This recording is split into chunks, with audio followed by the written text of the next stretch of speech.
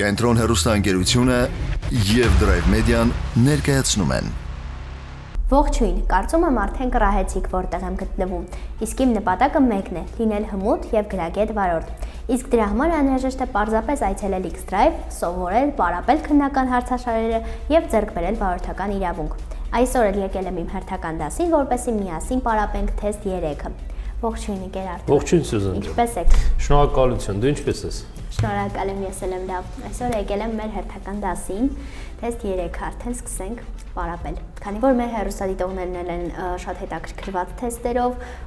ցանկանում են անընդհատ սովորել, պարապել։ Ես իմացել եմ մի բան, որ մեր հեռուստադիտողները անգամ բողոքել են, թե իբր ինչի չենք ավելի շատ փորձում, ժամանակի մեջ։ Երկու անգամ չենք անում։ Արագ որ փորձենք։ Շաբաթական 2 անգամ չի, այլ 1 անգամ։ Ուղղակի մեր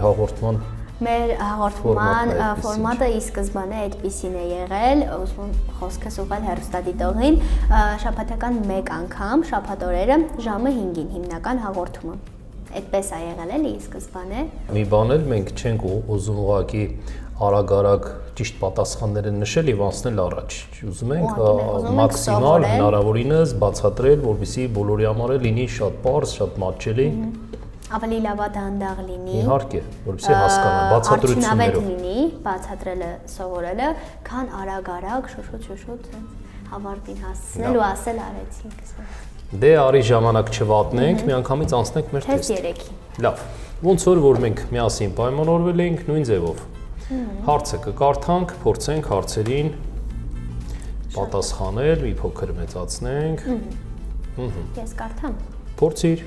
Պարտավոր է արդյոք վարել սովորողն ուսումնական վարման ժամանակ ամրակապվել անվտանգության գոտիներով։ Պարտավոր չէ, պարտավոր չէ, եթե դա դժվարացնում է ավտոմոբիլ ղեկավարելը, պարտավոր չէ, եթե թույլատրվում է վարել սովորեցնողը։ Եվ ինչ ես կարծում։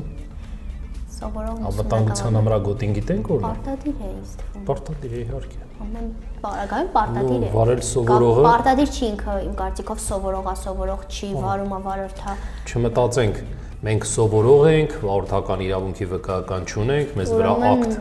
չեն գրելու, արի կլինի չամրակապենք, բոլորն էլ պարտավոր են ամրակապել, շատ ճիշտ է։ Հաջորդը։ Ճանապարհային երթևեկության անվտանգության ապահովման մասին Հայաստանի Հանրապետության օրենքի համաձայն D-կարգի եւ D1 ենթակարգի տրանսպորտային միջոցներ վարելու իրավունքի վկայական կարող է տրվել 18 տարի լրացած անձանց 19, 20, 21։ D1-ը ինչ է։ D1-ը որն է։ Նախ D-ն եւ D1-ը կարելի է ասել իրարից չեն տարբերվում։ D1-ը նույն D-ի ենթակետն է։ Այնտեղ ուղղակի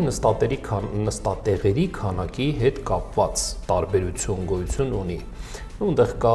ավտոբուս D-ն, դա ավտոբուսի կարգն է, կա 16 նստատեղ ունեցող, 16-ից ավել նստատեղ ունեցող ավտոբուս։ Արի ասենք D-ն եւ D1-ը նույն բանը։ Քննական թեստերում հարցերը միայն տարիքներից են, իսկ ենթակետերի դեպքում տարիքները չեն փոխվում, մնում են նույնը։ Լավ, եթե դու հիշես, որ D կարգը դա ավտոբուսն է, ամենաչափահաս տարիքը դա համարվում է 21 տարեկան, այսինքն ավտոբուսի վկայական ցանկացողը, քանի որ մարդկանց կյանքերի հետ գործ ունի, պետք է ամենաչափահասը 21 տարին լինի նրա լրացած։ Այս թվեր են, որ պետք է ինչ-որ կերպ փորձել հիշել։ Տրանսպորտային միջոցների շահագործումն արգելվում է, եթե հետին հակամառախուղային լապտերիկները միացված են տրանսպորտային միջոցի արգելակումն ազդարարող լուսային սարքերին, չի աշխատում շարժիչը, հովացնող հեղուկի ջերմաստիճանի ցուցիչը եւ երկու դեպքում է։ Հիմա այստեղ բացատրեմ, տես։ Առաջին տարբերակի դեպքում ասեմ, որ ոչ մի լույսային սարքավորում մեկ ուրիշ լույսային սարքավորման հետ միացնելու իրավունք չունենք։ Ինչ վերաբերում, այսինքն այս դեպքում արգելվի է շահագործում, որտեղ միացված է։ Մյուս պատասխանում չի աշխատում շարժիչը հովացնող հեղուկի ջերմաստիճանի ցուցիչը, դա կարևոր չի։ Լսել ես վարորդները ասում են ջուրը եռած ճանապարհին մնացինք, տենց լսած կլինես, դա հովացման համակարգն է, հովացման համակարգի հետ կապված անսարքության դեպքում թույլ է տալի շահագործել։ Ու պատկերացրու այսպիսի մի բան, վտանգ երթևեկության մասնակիցները չի տեսնում այս դեպքում։ Խնդիրը քոնն է, կոպիտ ասած, եւ քո մեքենայինն է, այդպես շահագործել թույլ է տալիս, դու որոշի ոնց վարվես։ Այսինքն Առաջին տարբերակի դեպքում շահագործումը կարգ է։ Անցանք առաջ։ Տրանսպորտային միջոցների շահագործումն արգելվում է, եթե շարժիչն աշխատում է ընդհատումներով,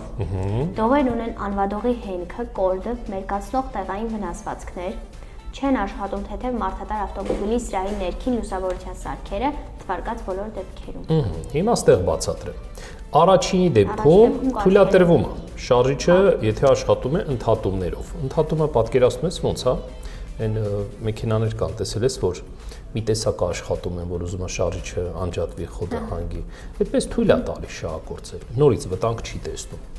Վերջի երրորդ պատասխանի դեպքում թեթև մարդատարի սրահի մեջի սալոնի լուսավորությունը կարա չաշխատի։ Ի տարբերություն ավտոբուսի։ Ավտոբուսում պետք է ներսի լույսերը սրահի պարտադիր աշխատեն։ Իսկ թեթև մարդատարում հնարավոր է անգամ հանդիպած էլ քեզ լինի, որ թեթև մարդատարի մեջ լույսը միացնում ես, վարորդին խանգարում է։ Աչքերին անդառնում հայլոց։ Հա, այս դեպքում էլ էլի չի արգելում, այ արգելվում է շահագործում է երկրորդ դեպքում, որ դողերն ունեն տեղային վնասվածքներ։ Որնա տեղային վնասվածքը, տեղ-տեղ մաշված, պատռված, այն sense պրոտեկտոր նախշանկարներ տեսնում ես մեր հենց։ Հա։ Իրա վրա sense նախշանկարներ կա, պոկված, ճղճղված, մաշվածն էս տեղեր լինի, դա համարվում է տեղային վնասվածքներով դող։ Ամեն րոպե այդ դողը ենթակա է պայթելուն, չդիմանա ու պայթի։ Այդ դեպքում շահագործումը կարգելվի։ Ուրեմն տեղային վնասվածքներով դող մեքենայի տակ տեղադրել չի կարելի, արգելվում է, կարճ ասած։ Հաջորդը նայենք,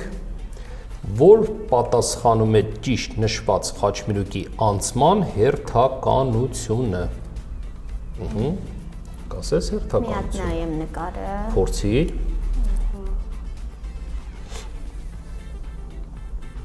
Ստեղ տեսնում ենք հավասարազոր խաչմերուկ։ Նշան չունենք, այո, լուսացույց չկա, ոչինչ չկա։ Մեքենան պետքա ձախ պտտվի։ Բայց դու ստեղ մի բան պիտի հաշվի առնես։ Մի սկզբունք, աչից հարված, ով չունի աչից հարված, ով չի ստանալու աչից հարված։ Նա խաչմերուկը կանցնի առաջին, ստանա բանը, հեծանվորդը։ Ապրես։ Նշանակում է հեծանվորդը առաջինը պետք է խաչմերուկ մուտք գործի։ Երկրորդը կարմիրը, երրորդը կապույտ։ Շատ ճիշտ։ Հերթականությունը կստացվի այսպես հեծանիվ,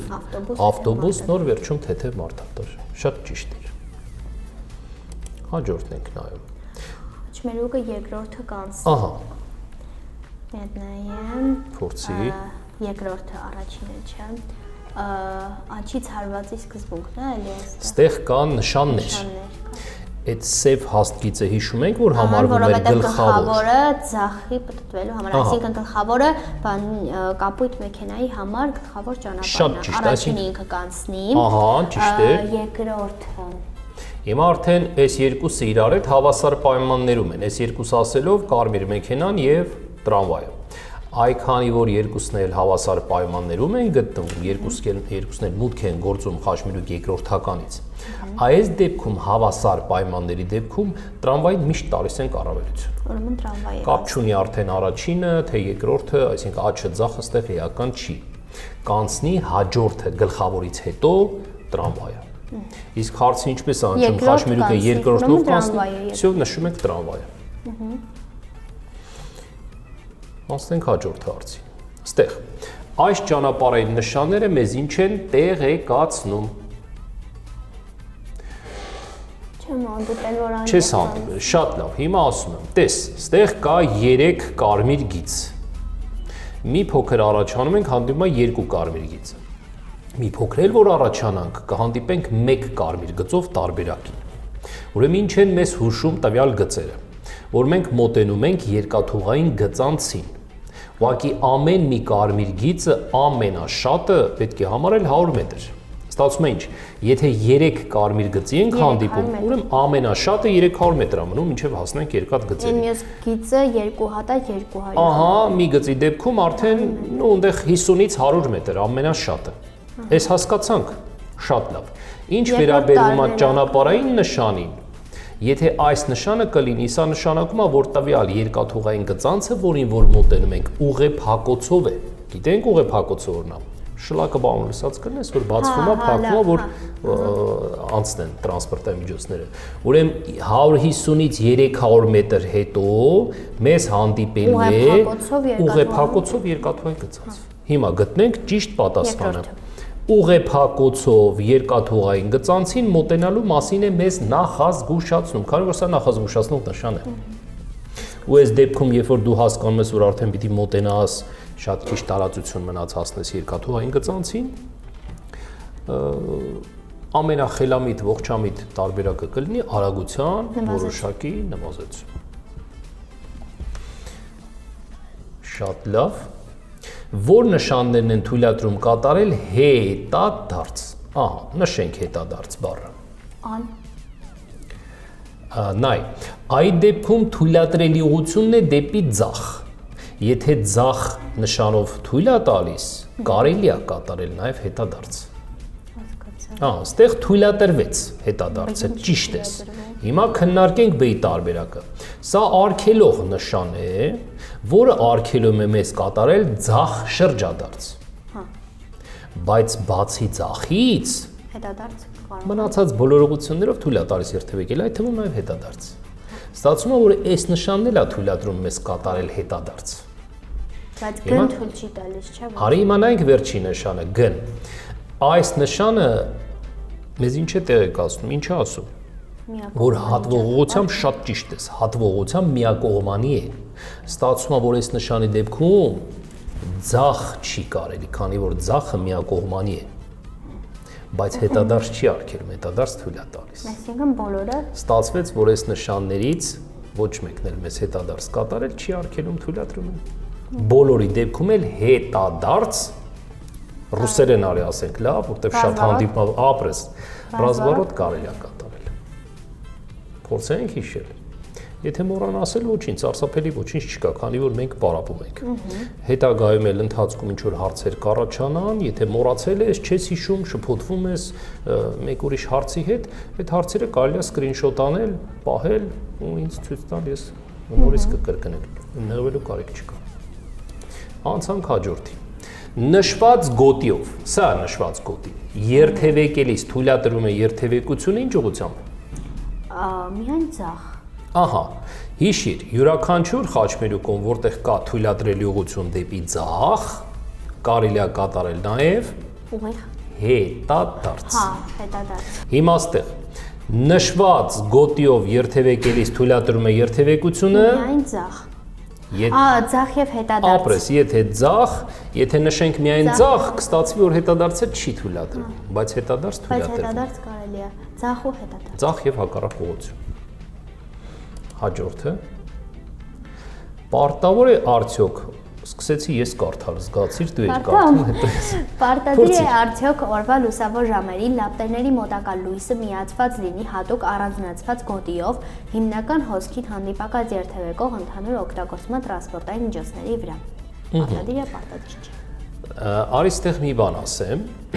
ընդհանուր օգտագործման տրանսպորտային միջոցներն են ավտոբուսները, տրոլեյբուսները եւ տրամվայները, հասարակական տրանսպորտի մասին է խոսքը։ Մեր քաղաքում էլ կա նման գոտի, իհարկե ես շատ հանդիպել եմ հոսքին համընթաց ուղղությամբ, նույն ուղղությամբ երթևեկող գետնի վրա ռուսերեն սենց որպես սիմվոլ նմանացրել, այապես սենց ռուսերեն այի նման, նա իրականում այդ գոտին նախատեսված է, տվյալ գոտին ավտոբուսների եւ տրոլեյբուսների համար, որ իրանք այդ գոտիով երթևեկեն։ Հնարավոր է նաև այդ գոտին լինի հակառակ ուղղությամբ։ Պատկերացրու միակողմանի փողոց, բայց հոսքին հակառակ երթևեկի իր համար առանձնացված գոտիով ընդհանուր օգտագործման տրանսպորտային միջոց։ Ու հոծգծով այդ դեպքում լինում առանձնացված, որովհետեւ մենք նրա գոտի մուտք չգործենք, քանի որ մեզ հակառակ է երթևեկում։ Բայց երբ որ հակառակ կերթևեկի ավտոբուսը հոսքին, անգամ ցերեկը օրվա լուսավոր ժամերին պարտադիր պետք է միացնի իր մոտակա լույսը, որպեսզի լինի նկատելի։ Սա իհարկե անվտանգության նկատառումներից ելնելով, որպեսզի մենք նրան շուտ նկատենք, վթար տեղի չունենա։ Հասկացա։ Լավ, Սյուզան, այսօր երևի 10 հացը մեր այսօր լրացավ։ ավարտենք մեր ոչ թե 10 հարց լրացավ, այլ մեր ժամանակը այսօր լրացավ, մենք ունենք սահմանափակ ժամանակ։ Մենք հաջորդ ժամին, հաջորդ դասին կամ չգիտեմ հաջորդ հաղորդմանը, իհարկե ոնց կարելի է ճիշտ ասել, կշարունակենք երրորդ տոմսի մյուս հարցերին պատասխանել։ Լավ, այսօր շնորհակալ եմ այսքանը։ շատ։ Կարծում եմ բավականին օգտակար ստացվեց, ինձ համար շատ օգտակար էր, կարծում եմ հեռուստադիտողների համար էլ շատ օգտակար ստացվել։ Շնորհակալ եմ շատ, կհանդիպենք մյուս դասի։ Հանդիպենք։ Այսքանն էինք պատրաստել այսօրվա համար ես եւ ընկեր Արթուրը։ Եթե օգտակար էր, ապա միացեք մեր YouTube-յան պաշտոնական էջին եւ բաց մի թողեք մեր հետագա հաղորդումները։